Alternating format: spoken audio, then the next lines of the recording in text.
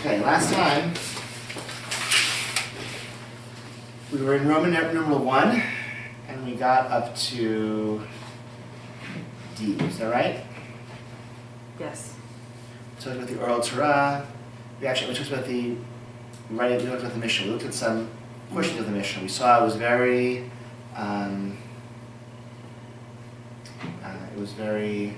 what's the word? Like just straightforward and concise.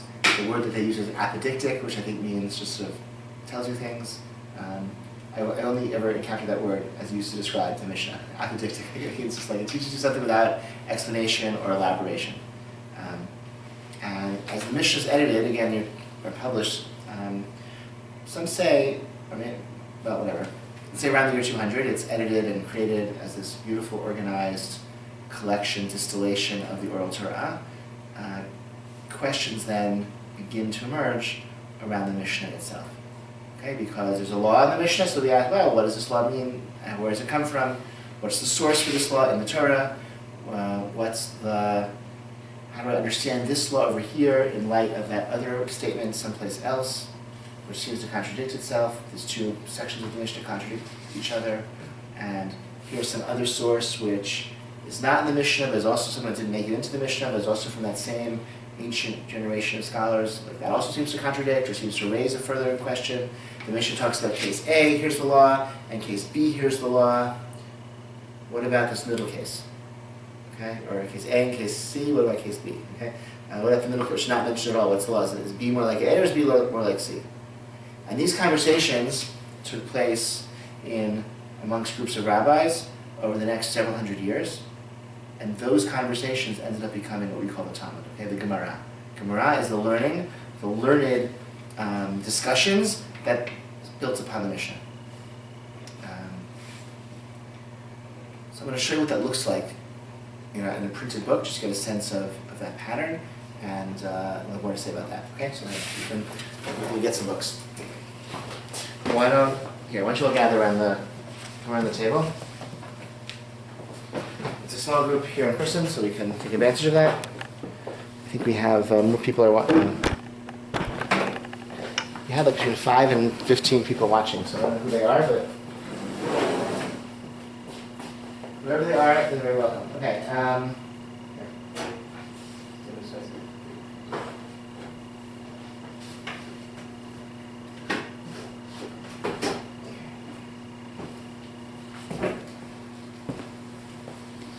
Around.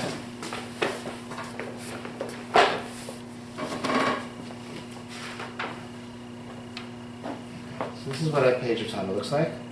That's actually not bad example because it's begins with a few lines of Mishnah from here to here. This is Gimel Mem, Gemara. That's where the Talmudic discussion of this Mishnah begins, and it goes all the way over here. And it goes all the way over here, all the way here, and then you see this big mem. That's the next Mishnah. The next Mishnah is only a few lines, and then here's Gemara. All the way, up, stop. Here's another Mishnah, a few lines, Gemara, picks up, over here, all the way over here, all the way over here, all the way over here. This goes for a while. Oh, no, sorry, I missed one. See, Mishnah right here. Okay? This from here to here is another Mishnah, Gemara. Okay, 1 second. We'll get there. So first, so you just a sense, let's say there's like 5 times as much Gemara for each Mishnah, there's 5 or 10 times as much Gemara, okay? Because the Mishnah again is edited in the year 200. Gemara takes the next, let's say 300 years of conversation and debate and discussion analysis, and that also gets edited together. And that's the Gemara. All the stuff on the sides, these are later commentaries. Okay, we'll talk about them in just a moment, but you can see in the inside column, this is the commentary of Rashi, who lived in France, died in 1105. On the outside column is the commentary of the Tosafot. These were Rashi's grandchildren and their friends and colleagues, those generations in France and northern Germany. And they also wrote a very important medieval commentary on the Talmud. There's a few other commentaries, and it's printed, with lots of other commentaries in the back, and that has, this also looks similar. It's actually also commentary. So that process has continued, as we will discuss momentarily. But And there are about 30 books like that? something like that. It depends how many volumes you put them into, but yeah. And that word which starts with a mem, what does it actually? So it's actually Matznitzin, which means Okay. our Mishnah, and I then see. it quotes the Mishnah. Yeah, because I didn't see shit. Good, very good, yeah. So you can see the Mishnah. I think last time we saw a volume of Mishnah that was just the Mishnah, with maybe some straight Mishnah commentaries. That's some shorter, book. Mhm. But this is for the full one, okay? All right, so.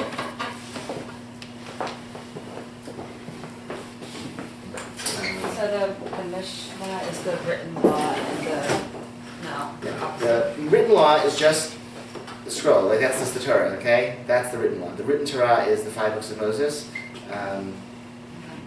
scripture. The Mishnah is the oral Torah as it was first codified. And then the Gemara is the further discussions around the Mishnah. So you have like just stages of the oral law. The oral law. I was getting confused. Yeah, it's confusing. And thank you for asking. That's good. Give me a chance to clarify. I think that's a pattern that we'll find again and again in the way that the oral Torah kind of develops, because you have discussion and options and lots of different opinions, and they expand, and then somebody has to come along and edit and distill and cull and prune and organize, and then let's say the first time that happened, you have the Mishnah, and then once you have the Mishnah, then let's ask all these questions and commentaries and explanations and et cetera, and then it gets really expansive again, and then that's the Talmud. And geographically, this started in Babylonia more? So the Mishnah was edited in Roman Palestine around the year 200. The Talmud, so at that time there were 2 major Jewish communities, one in Eretz Israel and one in Babylonia. Right. So and actually both of those Jewish communities produced a Talmud. There's the Palestinian There are Talmud 2 versions, around the year 400, and the Babylonian Talmud was finished a few centuries later. The Babylonian Talmud is the one that becomes dominant historically. We'll get there. Maybe we'll get there now. So what happens? The Talmud, the Gemara, is being created in these academies, mostly in Babylonia, also in Roman Palestine, Byzantine Palestine. And eventually there's a system developed, there's yeshivot, especially in great yeshivot in Babylonia where Talmud is studied. The heads of these academies adopt the title Gaon, which literally means genius, but it really meant like the dean of the academy or something. There was like one Gaon for each academy. And they study Talmud and they answer questions from Jews around the world. And they raise money from Jews around the world to fund their academies. And at this point, in the early Middle Ages, there were Jews living all across North Africa, the Mediterranean Basin, Italy even, and Spain. The story is that once there was a boat with 4 emissaries of the Babylonian yeshivot, these academies of Babylonia. They were sailing in the Mediterranean. Their boat was captured by pirates who held them for ransom.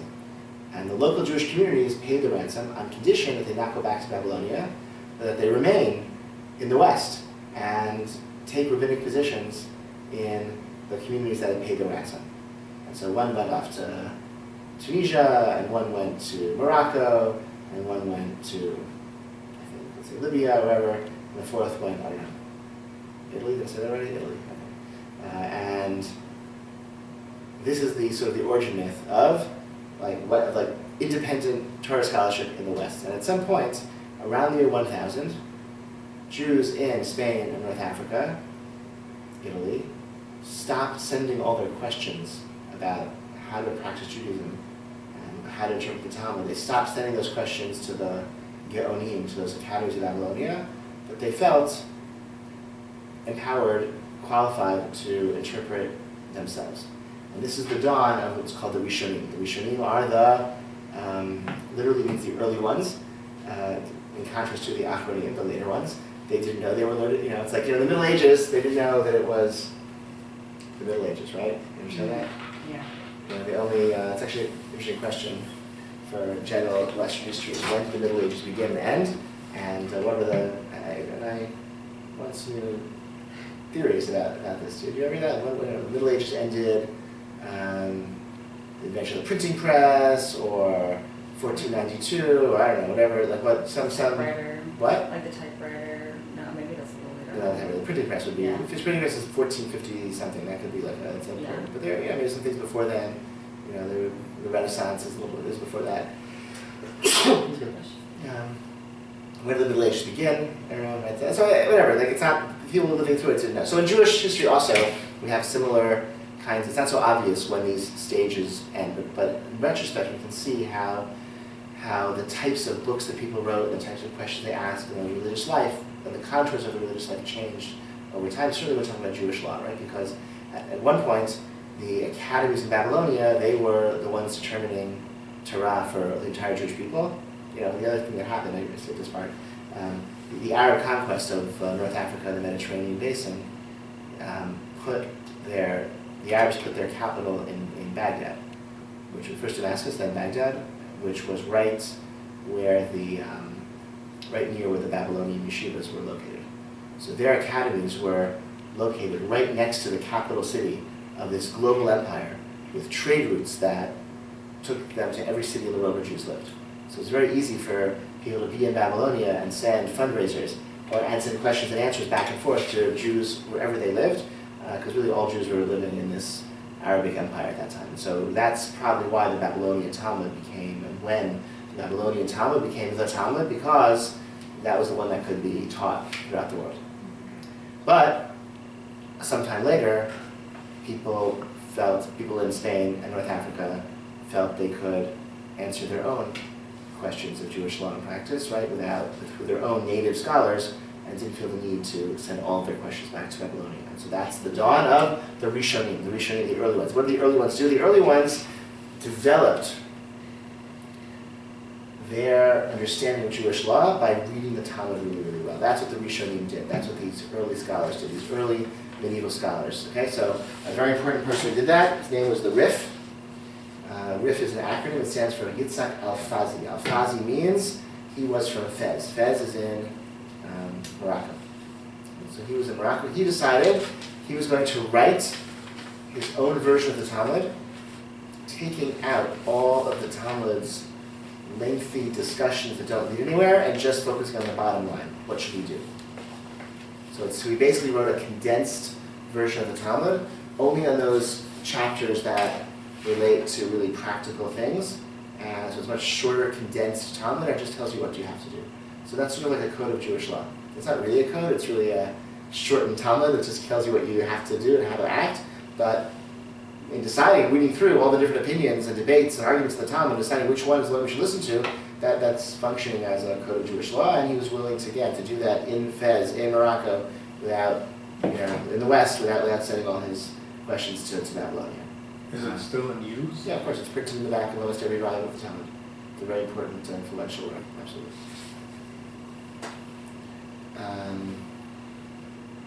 Another important Rishon, early scholar, is Rashi. Rashi stands for, I mentioned his name today, he's printed on the page of the Talmud. Shmuel Yitzhaki, born in 1040, dies 1105, lived in Troyes in northern France, studied in Germany, then moved back to France where he taught. He wrote an incredibly influential commentary on the Torah, on Scripture, on the written Torah. It's a masterpiece. It was, I said right, so the thing about Rashi's commentary on the Torah,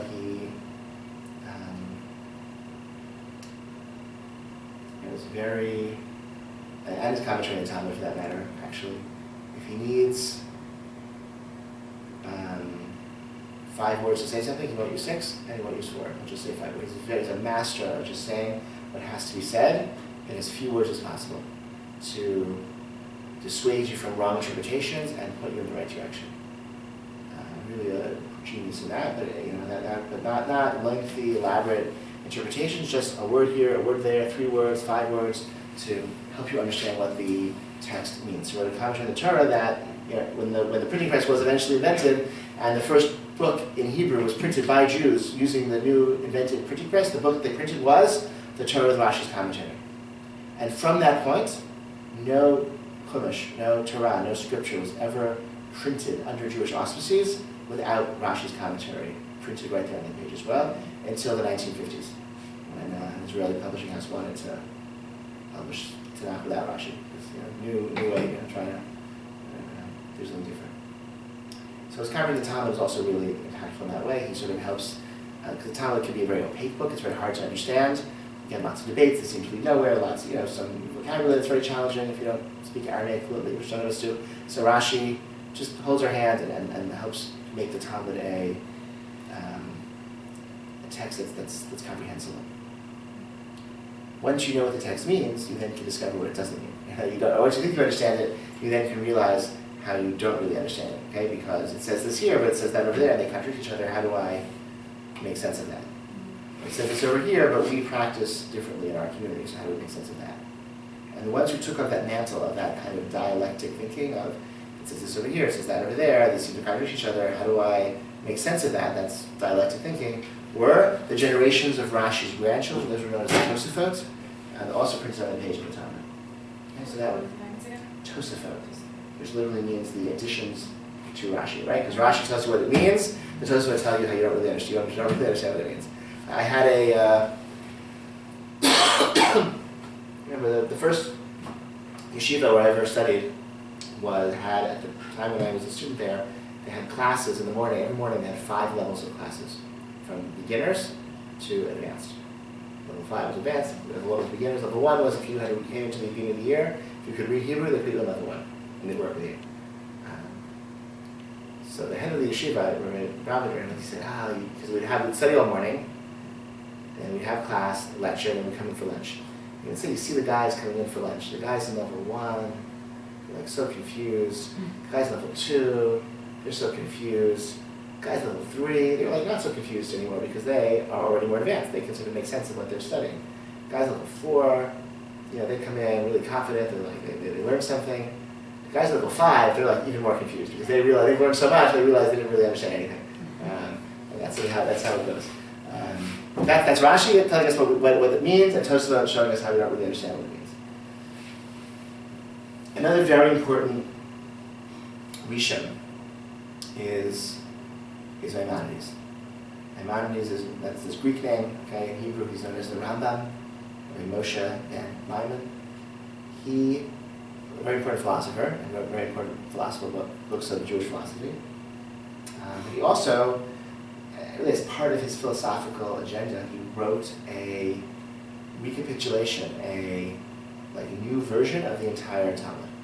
He felt that Talmud is really hard; it takes a lot of time, and I think that Jews should spend their time, doing studying physics and metaphysics and philosophy, and you can't really know what to do if you have to study Talmud all this for so long. So I'm going to write a simpler book that will tell everyone what you need to know. So the only books you need are the Torah, or the Scripture, and this new book I wrote.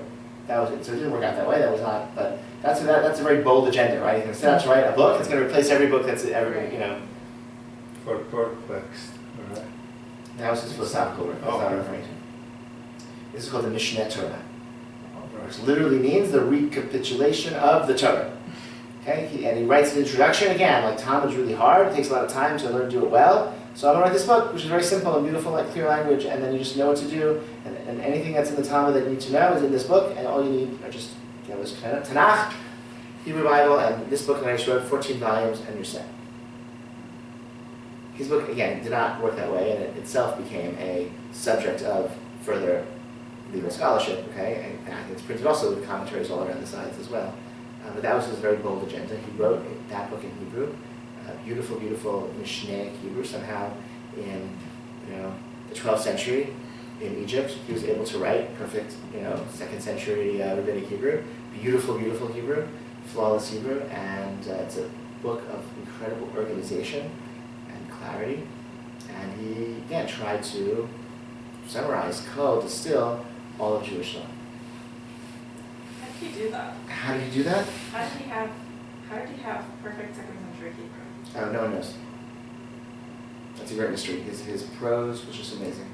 Some people are just such good writers, right? I mean, how did Shakespeare? How is Shakespeare Shakespeare? You can't. Sometimes you just can't question the Rambam. In addition to being a Torah scholar of one of right, the greatest of all time. He also had beautiful language, and he was able to sit down and write in 2nd century Mishnah, the Hebrew of the Mishnah. He didn't copy the Hebrew of Scripture. He copied the Hebrew of the Mishnah, which is a little simpler. And actually, modern Israeli Hebrew is based on the Hebrew of the Mishnah also. It was more common. And it seems to write drafts on it. And his full-time job was a medical. Yeah, eventually, when he was younger, his brother was a merchant and supported him. His brother died at sea, and then he had to go get a job, and he became the doctor to the Sultan. It's hard when you have to get a job like that, Look, they're not going to medical school, so you're sort of, back then. You didn't go to medical school? No, Like didn't 8 they have years? amazing, no? They didn't have amazing schools back then? I mean, I'm sure, I don't know. I'm sure they probably had some sort of medical academies. I don't think they, I think his medical knowledge back then was a little more limited compared to what we have now, and it was possible to know everything, right? They say that Isaac Newton or Leibniz, one of those guys, was the last person who knew everything. In other words, you could go to the university and you say, well, how many departments do you have here? So we have 6 departments, and you could be Isaac Newton and know everything that was taught in every single department in the university, right?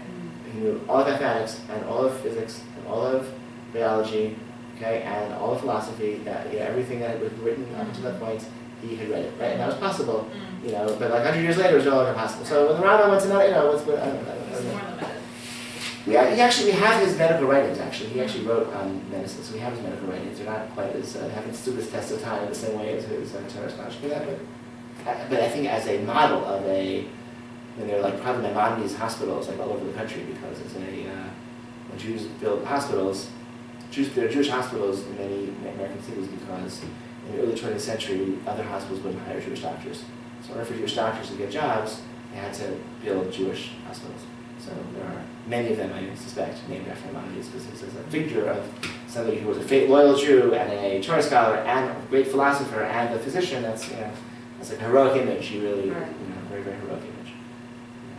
They say Rashi made wine. That was his. That's a legend. It's not really it's true. It's an interesting anecdote, possibly. Well, the legend, they say that he writes with a lot of knowledge about growing grapes. But that doesn't really necessarily mean it was his profession. It just meant that he lived in a small town in northern France around people who grew grapes, and so he just knew that, right? It wasn't, yes. And back then, you had to, in the Middle Ages, water was not safe to drink. So you basically drank wine or beer, depending on where you lived in Europe. Okay? In the Middle Ages, water was not. And alcohol was a way to preserve your calories. So you could take, your grain would grow moldy, your bread would grow stale. If you turned it into beer, it could last all winter, and you'd have calories. And so grapes, if you turned to wine, you'd have calories all winter. So it was for nutritional reasons they had to turn things into alcohol, and for hygienic reasons there was no safe drinking water in the Middle Ages. So there's a massive quantities of wine and beer consumed in the Middle Ages. Where was I? The Rambam. He wrote the Mishnah Torah. Very, very important. Let's move ahead.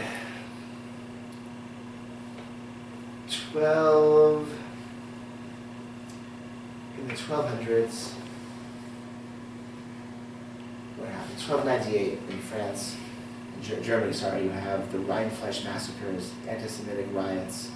Many Torah scholars are persecuted.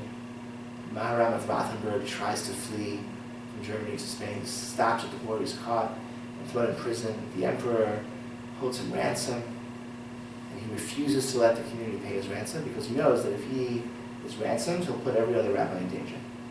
Because we'll know they can just capture, kidnap rabbis, and the communities will pay reserve fees. He lives the rest of his life in prison. He dies in prison. The emperor keeps his body in prison and holds it ransom. Eventually somebody pays the ransom, and Rothenberg's body is released from prison, and this person who paid the ransom, he merited to be buried next to him.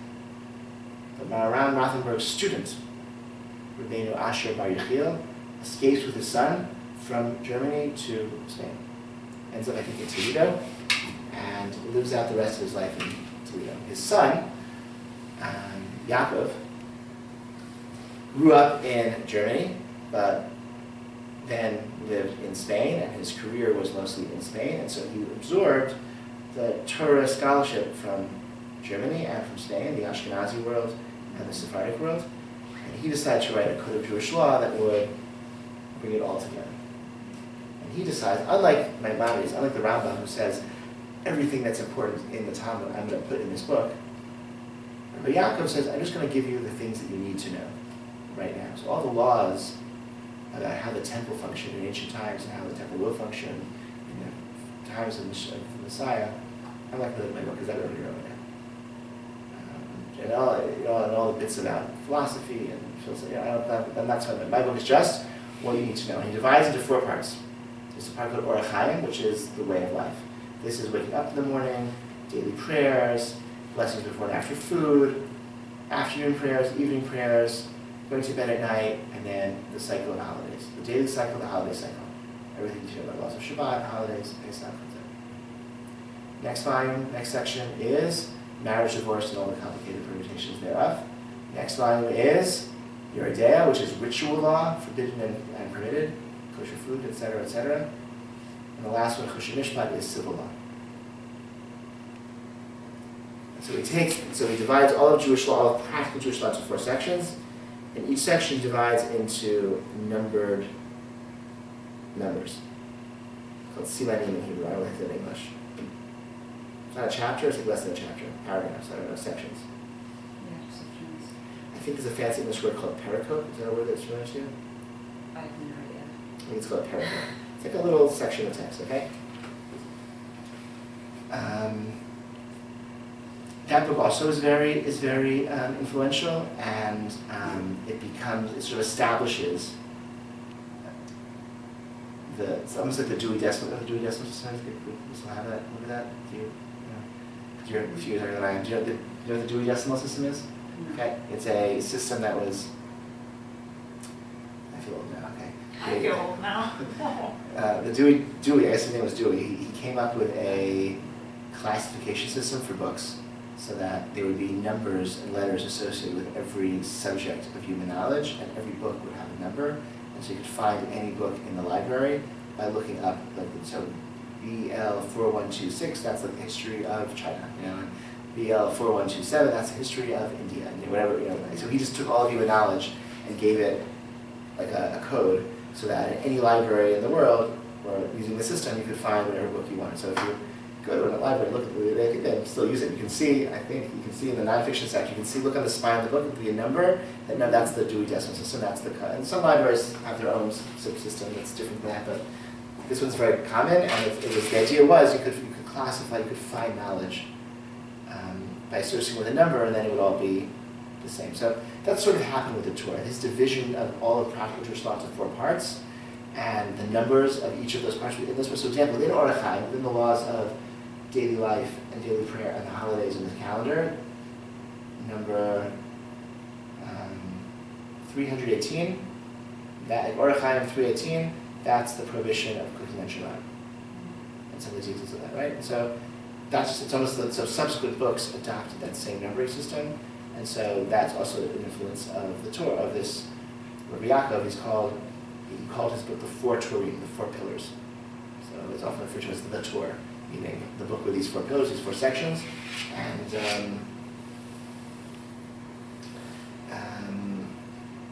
so that's in addition to writing a very helpful book that's very useful, and he quotes lots of different opinions, which is kind of cool, and from the Sephardic world, and the Ashkenazi world, but also what's really important is that he developed this organizational system. In the 1300s, you have the Black Plague, and lots of things are really bad. Jews are expelled from most of France and Germany over the course of the 1300s. They moved to the east, into Poland and to Lithuania. Eventually, Jews are, a short time later than that, 100 years later, Jews are expelled from Spain and Portugal. They end up migrating to North Africa, into Turkey, and Greece, Italy. And so, when the curtain rises in the 1500s, instead of Jews in Spain, France, Germany being relatively close together, you have Jews living in Poland and North Africa, Turkey and the Mediterranean, much farther apart, and really after centuries of disruption and relocation. This next period is known as the Achronim, the later ones. And what's different about the later ones is that they no longer felt empowered to read the Talmud and to figure out what it means, and to therefore determine their own new, unprecedented understanding of Jewish law. The Rishonim, those early generations, I'll read the Talmud, I think it means this, and so this is what the Jewish law and practice should be, based on my original reading of what the Talmud is telling us. The Achronim didn't feel they had that ability. And so what they did instead was to be creative in their new original understanding of Jewish law, but it was based on reading and analyzing the Rishonim. The Rishonim analyzed the Talmud, the Achronim analyzed the Rishonim. The first of the Achronim, maybe the last of the Rishonim, was somebody named Yosef Kara. He had been in Spain, ended up in northern Israel, in Sfat. He writes an encyclopedic commentary on the Torah, in which he quotes What was his name? Joseph Kara. And C-A-R-O or K-A-R-O. So this encyclopedic commentary on the Torah is called Beit Yosef. And he goes line by line in the Torah and brings just long, extensive block quotations from the Rishonim and from the Talmud itself, and retelling the entire history of this topic of Jewish law with his own bottom line conclusions as well. Who he thinks is right and what he thinks the right decision is. Very, very important. And then he decides to write a distilled version of that, Beit Yosef, and that he calls the Shulchan Aruch, the set table, which is going to be a very short book, very clear cut, none of the scholarship, just bottom line what to do. And at the same time that Yosef Karo was in Sfat was doing this, in Krakow in Poland, Rabbi Moshe Isserlis had the same idea, but he got beaten out each time because Yosef Karo published first. He was going to write an encyclopedic commentary on the Torah, but the Beit Yosef was first published, so all he could do was write a much shorter commentary, which he sort of adds in some Ashkenazi, Polish, German scholarship that the others didn't know about. And the Shulchan Aruch publishes his set table, his clear-cut, bottom line, distilled articulation of Jewish law. And Moshe says, well, all I can do is write a short commentary to the Shulchan Aruch, in which he only speaks up if there's an Ashkenazic practice that's different. Otherwise, he says nothing. But because he did that, he turned the Shulchan Aruch with his own Ashkenazi glosses and commentary into a book that Jews all over the world can use as a reliable, practical guidance for Jewish law. Because it's written by Yosef Karo, who came from Spain and absorbed that Spanish tradition, but it has the commentary on it of the Ramah, who tells us where Ashkenazi practice is different. And that's the period of the Achronim. The Achronim are debating and analyzing earlier, like the Rishonim, earlier scholarship. They're not going, for the by and large, not going back to the Talmud and deciding this is what it means. They are instead saying, oh, this Rishon says this Rishon says that, this early medieval scholar says one thing, that early medieval scholar says another thing. I think the law is in accordance with this or that opinion.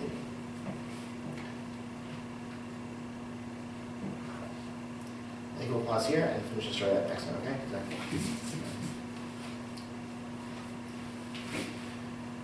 I have a lot of things coming up on Mondays. It's going to be a little challenging to find.